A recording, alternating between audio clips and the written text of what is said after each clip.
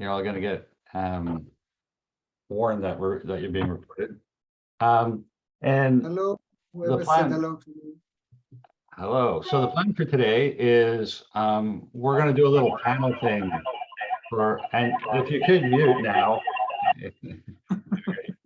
Thank you. We're going to do a panel thing, and to do this, we're going to ask everybody but the panel to turn off your video, turn off your sound, and click on hide non-video participants. And if you don't know how to do that, you just hover your cursor in one of the blank boxes and click on the little 3 dots, and you'll see hide non-video participants. And then you'll just see the panel. Heights of Nat. Okay. So turn off your video if you're not part of the panel, turn off your sound. We'll talk for about 20 minutes, and then we're going to invite you into small breakouts, and then we'll bring it to a close. And so, hey, Yale, if you would turn off your video, please. And that, and maybe there's a way for me to. Can you spotlight the speakers? Mute. Yeah, that's a way to do it too. Let's do that. Spotlight for everyone. Can you do that? I did that. And then what happens if I do this? Now I can just, I can add spotlight. It's working. Spotlight. Add spotlight. And for those of you just showing up, if you would turn off your video and click on hide non-video participants. And we got you and me. Okay, that's how it works too. I'm going to turn it over to Ben, who's going to moderate this for us. Thanks, Jervis. Welcome everybody. It's so good to see you. And first of all, every single person here made a choice to be here today, and I think this is going to be great. Because we all made that choice. And so whatever happens will be better because we're here to create something we've never created before. It's an outstanding opportunity to hear. First, I mean, I get to spend time with these colleagues, but also colleagues around the world from who I've never met. And I think that's really exciting. So, the table has been set with a really loose agenda to help us explore a couple of key topics about these concepts of dialogic and transformation and the work all of us do in many, many different ways and places. And before I go anywhere into that conversation, I'd love it if the authors, who you should see spotlighted here, if you could all just pop in. I'll go first and just let's hear your voice and where you are, and we get oriented to time and place, and then we'll move forward into our first kickoff question. So Ben Bratt, and I'm outside Seattle, Washington in the US, and I'll pass it to Tova. Why don't we go to you, and then we'll just hear from everybody else real quickly. Okay, I'm Tova Averbuch, and I'm in Salon, which is right south of Tel Aviv in Israel, and I'm very happy to be here. And I'm passing it on to Sarah. Hi, I'm Sarah. I'm Sarah Lewis. I'm London based, but I'm actually on the island of Crete at the moment. And the internet here is a little dodgy. I keep dropping out. So apologies in advance for that. Oh, let me hand you on to Mark, who needs to unmute. Yes. Hi, everyone. Mark McCurgo here from the Centre for Solutions Focus at Work in Edinburgh, Scotland, where we have the Queen lying at rest just about a mile away in the cathedral. My book in this series is called Hosting Generative Change, and I'm running a workshop, a month-long workshop on it in November. So come and join me for that. And I'm going to pass it to Bob. Hi, I'm Bushe-Marshak, and I'm in Jacksonville, Florida, which is the East Coast of the United States. And I'm delighted to be here. Jarvis, you're up. Jarvis Bush in Vancouver, Canada. And it's 8 in the morning and I need another coffee. Back to Ben. I will bring one over, Jervis, because I want you fully online and engaged. As we authors kind of kicked around the idea for this call today, we wanted to explore this concept of when we're in these moments of dialogic process. And when we're in moments of transformation, and let's say at times perhaps we're facilitating or helping to help these emerge, but sometimes we're also not in any way a leader, but we're also yet then in a transformative emergent dialogic process. Some of those seem to have almost an undescribable lift or lightness or emergence or something. And that's the topic we want to explore today with you. First, the six of us will kick that around a little bit. And Jervis, I'll ask you a quick process question. I think you had talked about perhaps having an open share, but let me just, if we want to do that, we should institute the process. So we have, but you know what, while that's great. Let's explain that. So as we're talking, if any of you want to come in, you have a point you want to make, please do. Just turn on your video. We'll bring you in, make your point, and then leave. So we're going to have a, sort of an open chair, like in a fishbowl process. Thanks, Ben. Yeah. So in that sense, we have seven of us, and that seven will be constantly emerging based on who comes in and who comes out. So it should be great fun. We have perhaps 20 minutes for this first piece before we go to breakouts. And when we come back from breakouts, or let me say, when you go into breakouts, we'll ask you to discuss in a small group what really struck you. So as you're in this opening part of this process, if something really sticks with you, jot it down so you can bring it to your small group. Then we'll come back and hear some people's thoughts, and the hour will have flown by. Our first question, Tova, I want to come back to you to start, and I want to ask you if you could share with us from your view, when you're into this emergent dialogic transformative process, kind of what is some of that secret sauce, some of the experience, some of the things you might try to foster that brings just a qualitatively different experience for you and others as you're in it? Do you have some thoughts to get us started?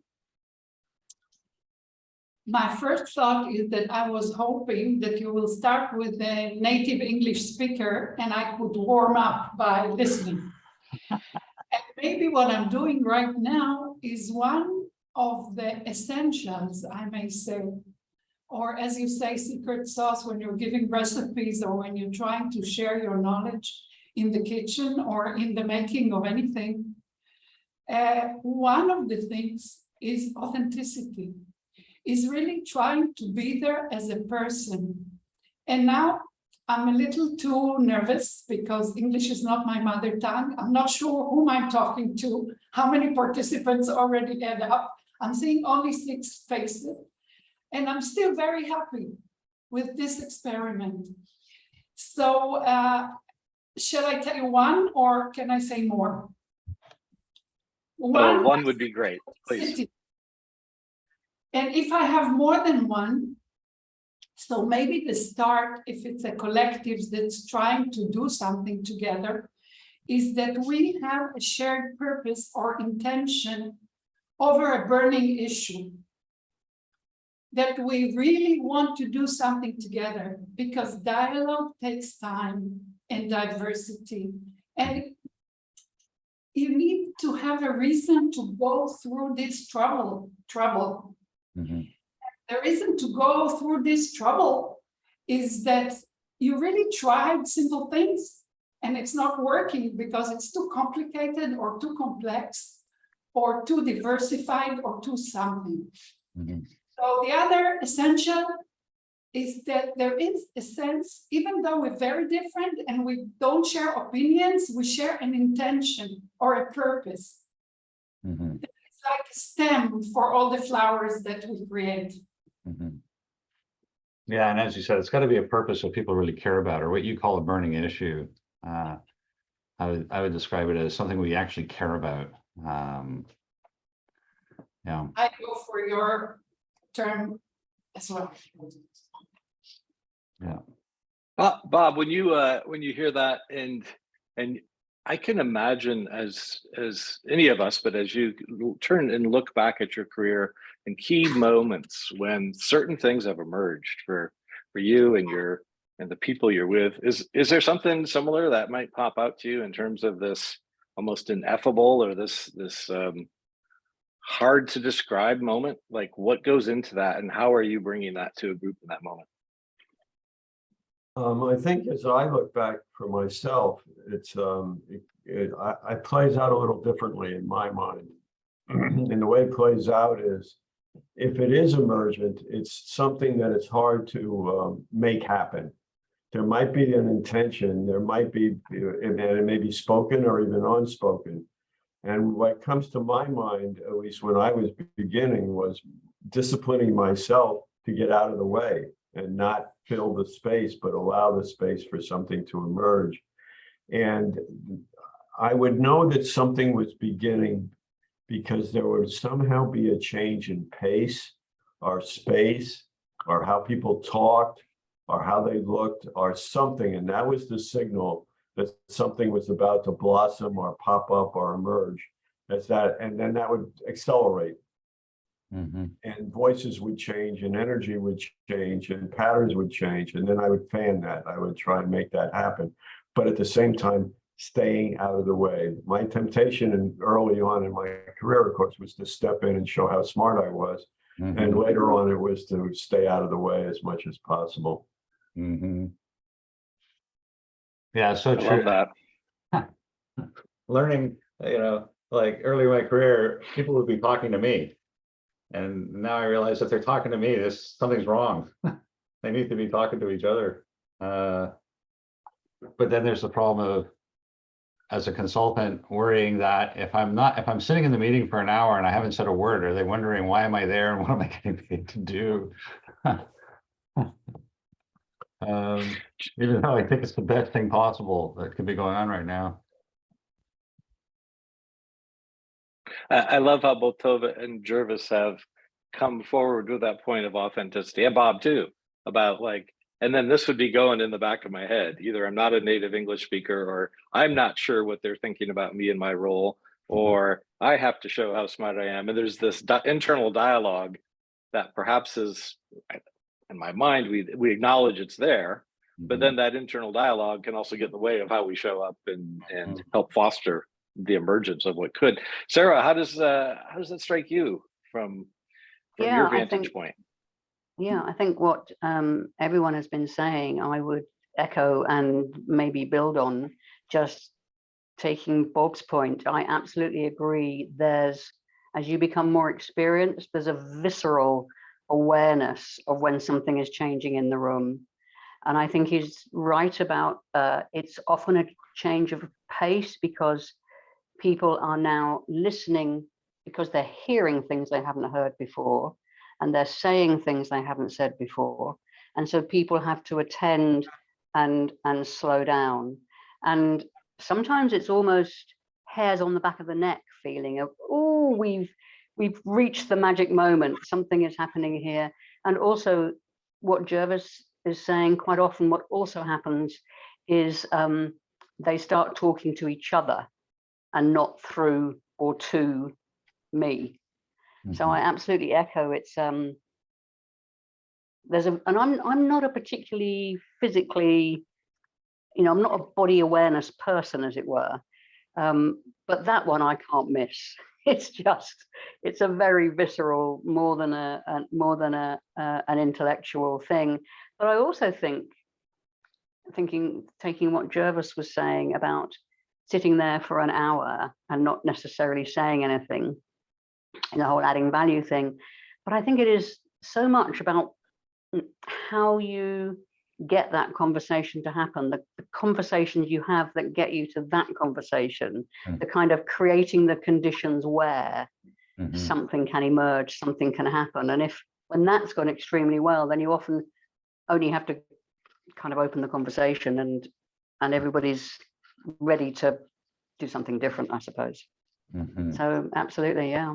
Yeah, like for me, one of the things I notice is that I really value, less is more. Like if I can get to a place where I am so tuned into the dynamics that I only have to say 3 words, and then boom, the thing moves. Then I feel like I'm in a mastery place. But I also have, and what I've learned to do is to let my sponsors know what I'm doing. So to make sure that I'm talking to them and I'm describing what's going on and why I think this is going on and what I'm doing, and so that they can have some comfort that I'm actually earning my keep or something like that, I didn't used to do such a good job of that. And what I learned was mostly they were assuming I was sitting there in judgment of them. Oh, Yeah. yeah. There is something to be said from, again, picking up from my own experiences for presence, not verbal, but being very present in the room. And in my experience, often as an implied safety valve, that somehow if something was going to go wrong, I might be able to step in or do something, whether I could or not. And that could create, I guess, a fertile ground for things to emerge that had not emerged before. But I don't really have to do anything as long as I understand that I don't really have to do anything if it's starting to emerge and maybe do something. I recall a meeting I was in, that very intense conflict between two parts of an organization. And there were like 8 or 9 people in the room, but only 2 people spoke, one for each side. And we looked like a dueling contest. And I started to intervene, and then I said, shut your mouth and just sit there. And one of them finally said, well, you may have a point there. Well, that acknowledged the other. That's all it took. Everybody suddenly jumps in. There's this buzz in the whole room. They now collaborate and they invent something they had never thought of before, but simply they had broken through the stalemate. And they looked at me and they said, you know, Bob, we're glad you're here, but we don't know what you did. But it was magic. And I said, thank you. And here's my bill. Yeah. Hey, Mark, let's bring you in. I'd love to hear your voice in this conversation. I want to offer you the same question, or maybe even one slightly different. So here's when you are setting the table and thinking about the conditions that you might want to put in place that foster the probability of these types of interactions, what's going through your mind? What's in your your unconscious competence? Like you're setting it up and you think this will help. And conversely, a different question would be, what are you avoiding? What are the things that perhaps are going to take away from that experience? Well, one of the things, building on what Sarah was saying, one of the things I think is really key in getting something interesting, new and emergent happen is get people off their scripts.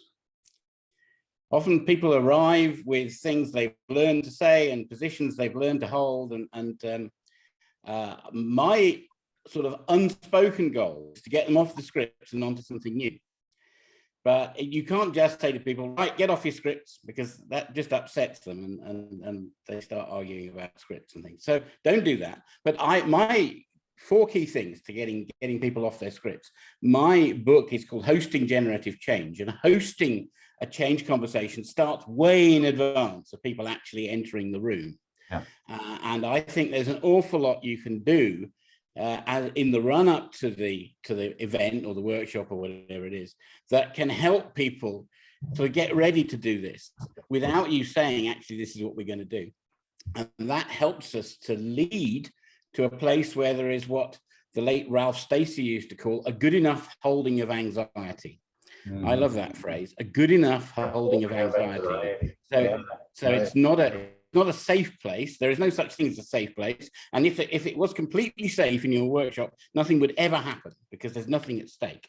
So don't think about safety, think about a good enough holding of anxiety. And then you can help people into new places by asking them new questions that they never heard before and putting them into new contexts that they never experienced before, or possibly both. I think that the way that we can do this, it's quite skillful in a way, because you're asking people to go somewhere new without them knowing what's there. And if you present it like that, people get scared and they get nervous and they worry that they might make a mistake or something. So there's a way of leading into these new conversations where people find themselves, as Sarah said, saying things they hadn't said and thinking things they hadn't thought and relating to people in ways they hadn't before, which is really where the excitement happens. Mm-hmm. How about you, Ben? What do you think about this? Yeah, I love all these comments. Could amplify many of them. I think I would also head into that the teams and leaders that I coach, thinking about them as complex adaptive systems in and of themselves. Mm-hmm. Like these teams and leaders are not static. They're faced with challenges all the time. And that means that it's really impossible for me to be experts in them, that they're experts in them. They know the pressures and the changes of the personalities and the budget cuts, and showing up to help them sort their own jigsaw puzzle in a way that holds that crucible for them. And letting go of perhaps my thoughts of what could happen, should happen, what an aspirational meeting would be, and rather trusting the process of time and dialogue and pressure and optimism and pragmatism, and just see what they can unfold together. Because long after I'm gone, they'll be living with the outcomes of their dialogue. And so it's, as much as it's tempting to show up as that guy who might have written a book, it's I love it when they claim ownership of their experience and their own expertise in themselves. That's part of it. Tova, yeah. What I realized as we are talking is that we come from, even though we're only 6 people and we all wrote books that have to do with Dialogic OD, we come from very different contexts of using it. And at least this is my assumption, and I'm curious about it, because I have 2 comments or 2 things that for me are important to add to the stew that we are cooking together. One is that I found out that I have to contract dialogically from the start, because if I contract in a way that I promise something to the organization, then I'm bound by it in a way that is not enabling to really emerge. The process cannot be emergent, and we need the process to be emergent, not only the outcomes to be emergent. This is one thing. And for me, one of the major shifts in working in Dialogic OD, it was when I started working with large groups.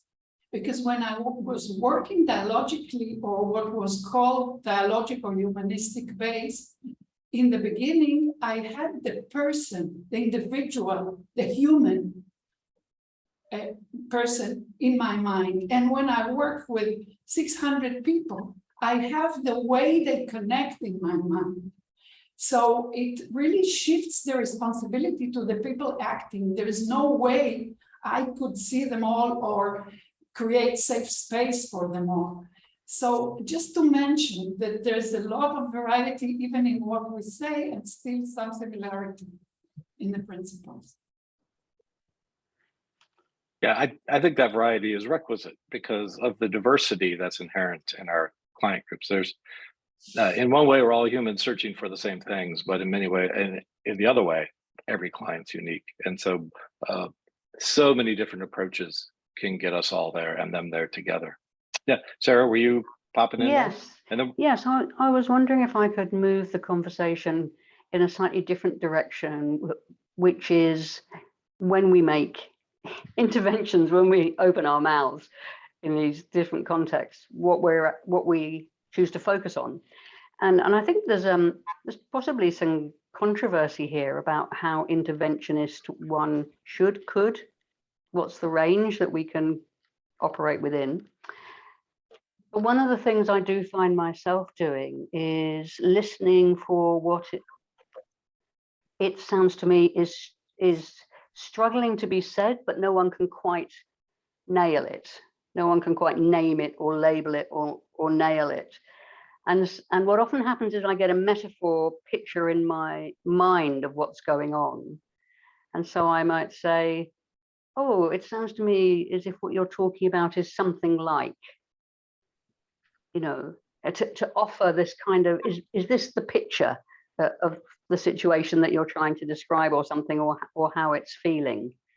And sometimes it's a hit and sometimes it isn't, you know, sometimes it adds value and sometimes it's like, no, that's not quite what it is and so on. But I wonder what other people feel about our license to listen for what can't be said or isn't being said terribly clearly or is struggling to emerge as we perceive it.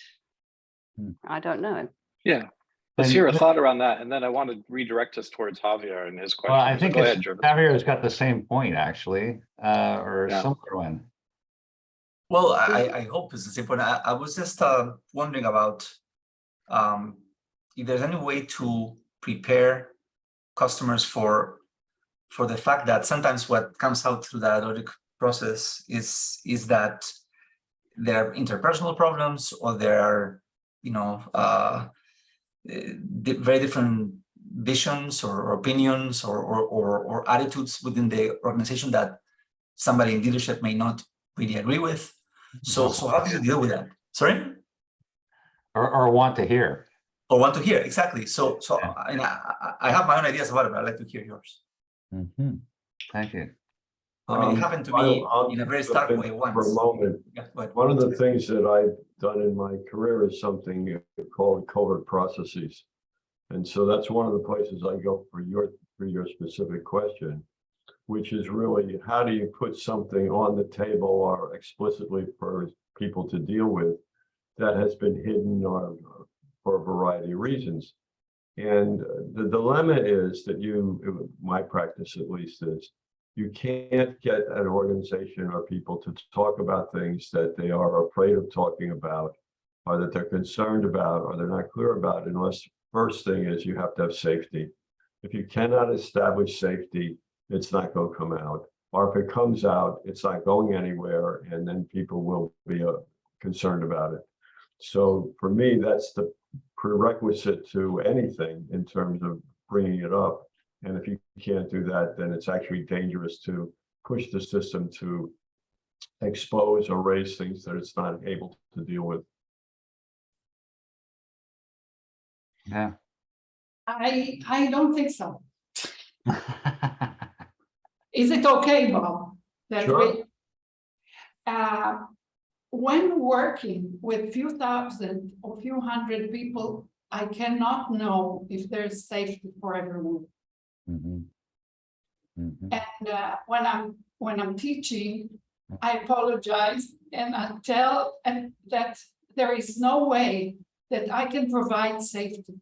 And that I ask the people to remember that, and to ask themselves, when they are outside in the street or in a mob or in a very large crowd, what do they need for their safety? I promise that I will try my best to see, and if anyone can approach, but that's why I think it's very different if you can see and hear and attend and be present for each and everyone in the room, and when not. And what I find out when it's a burning issue, sometimes not to do anything about it is providing less safety than letting someone who dares do something about it. So I want to put both on the table as possible. If I can come back in, you're describing it as though it's your responsibility to provide the safety. And I don't assume it's my responsibility to provide it, but I need to understand that if it's not there, it's not coming out. So somebody is going to feel safe enough to say something. If it scares everybody else, then it's going to plop. If it doesn't, so that's how I would differentiate what we're saying. I don't assume it's my job to do it, but it might be my job to point out that that's inhibiting the group from moving forward. Yeah, in about 1 minute, I'll direct us towards some breakout groups. So let's get our final comments on the section. Go ahead, Sarah. Yeah, when I was a social worker, we used to say, the client will only tell you what they trust you with. They evaluate what you can hear and what you can deal with. And I wonder if the same thing applies in the work we do now, that the groups will only, exactly as you say, Bob and Tova, bring the issues to the space that we're holding that they think we'll be able to hold. And my initial comment wasn't particularly about, unspoken problems. It was more about using language as a tool. So saying, oh, it sounds as if, what you've got here is a donkey of a system and what you really want is a racehorse of a system. Yes, that's what we're trying to aim for. It's the generative metaphor that Jervis is very keen on, and sometimes adding those into the group. But I do think this question about how deep will a system go into its challenges is a very interesting one. And there's something very important, I think, Sarah, in the way that you're phrasing, because you are not interpreting. You say, you know, I have this in my mind. Do you want to take it? If not, it's fine. I won't collapse. Everything's fine. Just want to underline. Thank you. To sneak in a little plug here, what you're talking about is what my book in the series is about. Use of metaphor, listening to metaphors, and working that kind of a way. And for me, one of the things that I do is instead of naming a metaphor, Sarah, I will say, as I listen to you talk, it sounds as if you're describing, and I'll try and play out what I'm hearing, and then they put the label on it. If I can, and it doesn't always work that way, but I will try and have them label it, but I might point out aspects of what I'm hearing, and they can agree or disagree. So they're agreeing with what they're hearing, or disagreeing with what they're hearing, but not that what it's named. Thanks, Bob. Let me do a process check with the 6 of us. Our plan was to have people go off in breakout groups of 4. Does that seem like the right thing to do? I note that we have Makoto has come off, and he has probably a question or a comment like that. Shall we stay in large group or go to breakouts and follow our process? I think we should go to breakouts for about 15 minutes and give people a chance to talk about what they're thinking about this.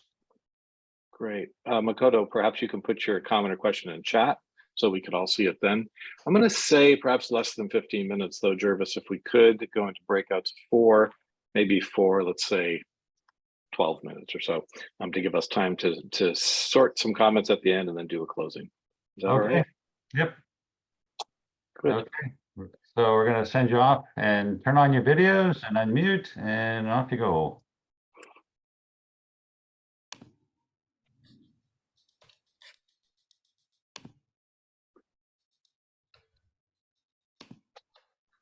We're going to? Nope. Okay, good.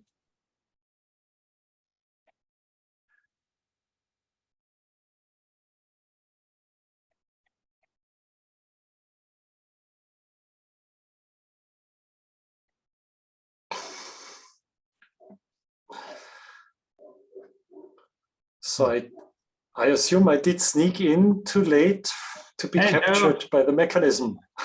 Gonna send you off to a breakout room. We just started that. Yeah. I don't know what to talk about, but I will carefully listen to what people reflect upon. Okay.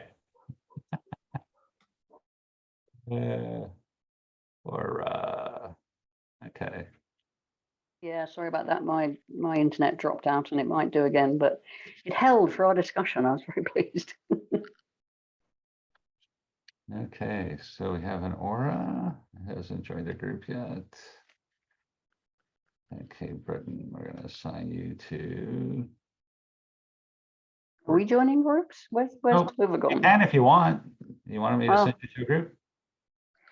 No, I just wondered where we've lost a few people. Tova, Bob. Yeah. Bob's in a room on his own. I hope he's enjoying himself. Bob's all by himself in group 1. Go play. Hey, Bob. You're here all by yourself.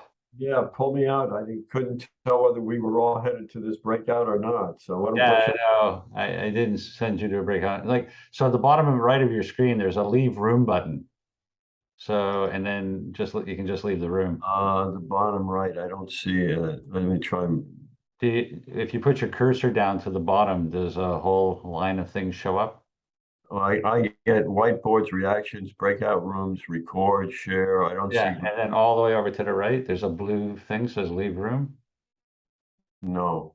Oh, really? Okay, wait a sec. I'll get you out of here. Hang on a sec. I'm gonna leave the breakout. That's it.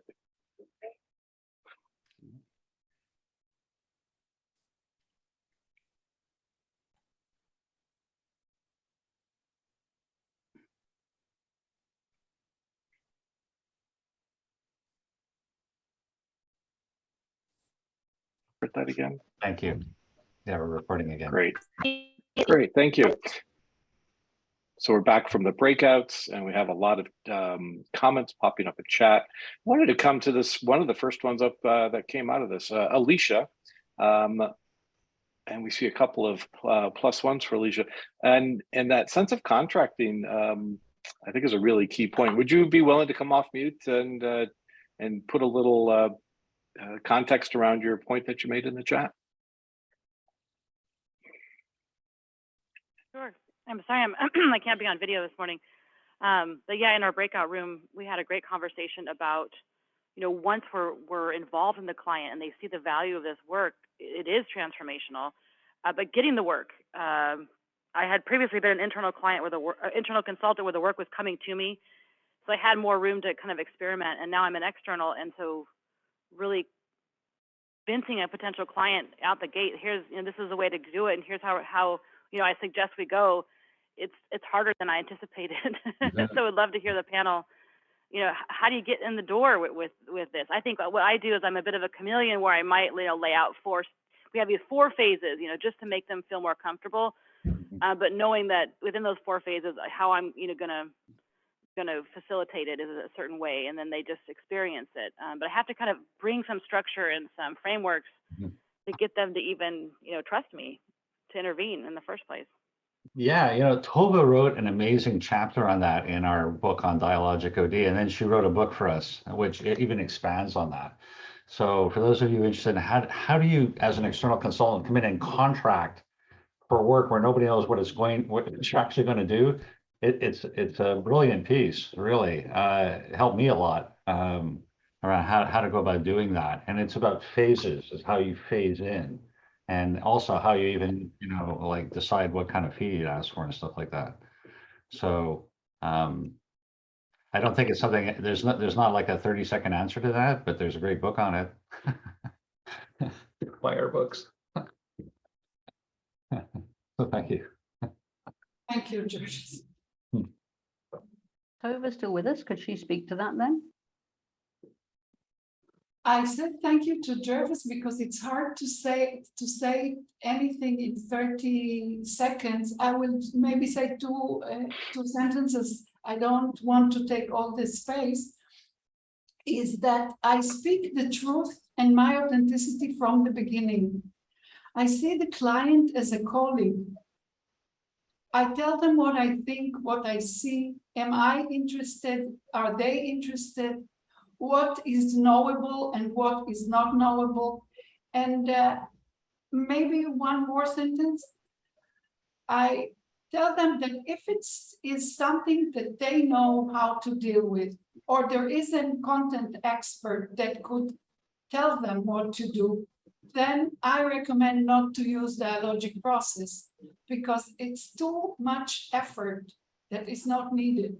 But if it's something that they have no idea, or they have a lame idea that they're not really liking, I can come as an expert in the process and in OD and be in covenant with them, looking together for a process that we build together. That would be it for now. I hope it gave some kind of an idea. Mm-hmm. I just add one more thing that I learned from you, which is the initial contract is to figure out whether or not a dialogic process is what they need. Yes. So that's the first contract. And so then you complete that. And then you can move into the second contract around a more dialogic process. And sometimes figuring out whether or not they need a dialogic process requires bringing in a team, maybe a management team or a planning team. So like you start and then help them experience a dialogic process so they know whether or not that's what they want. So there's ways to do this that really work, but it's different than what clients are used to. And I'll be really happy to be helpful to anyone who wants it with the book or without.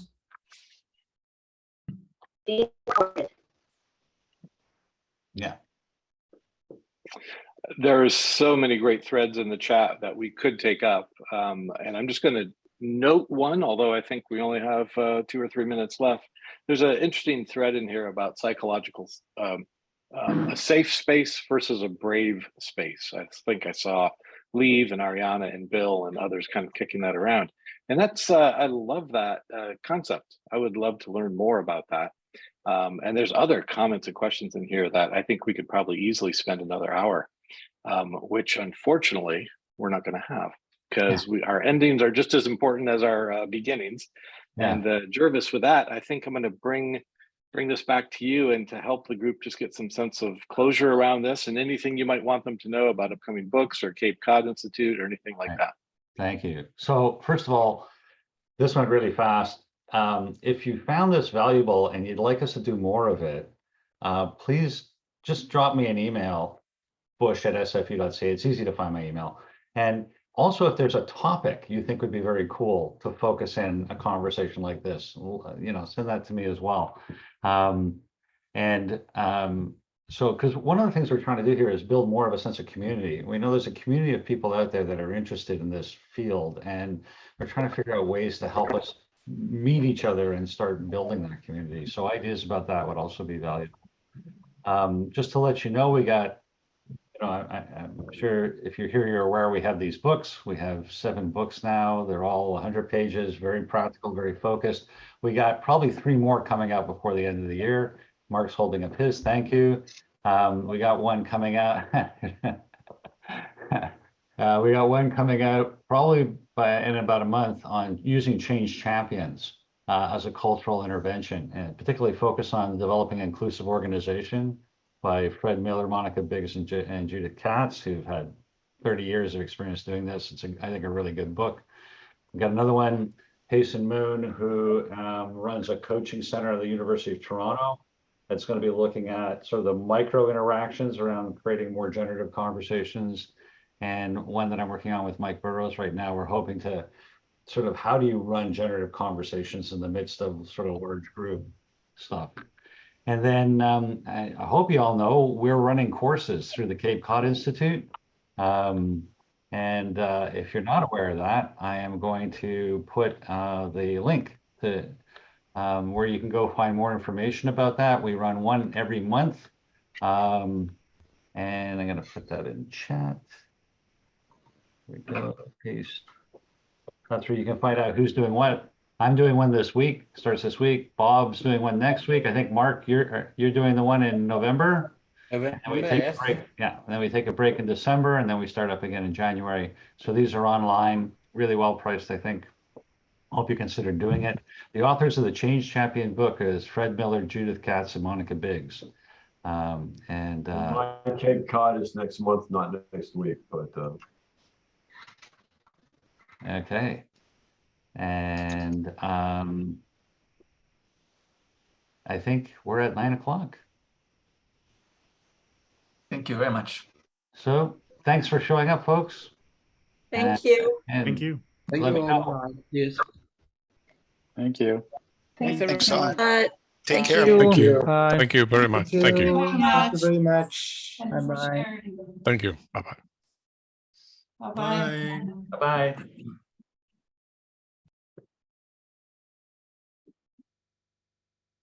Boy, that went fast.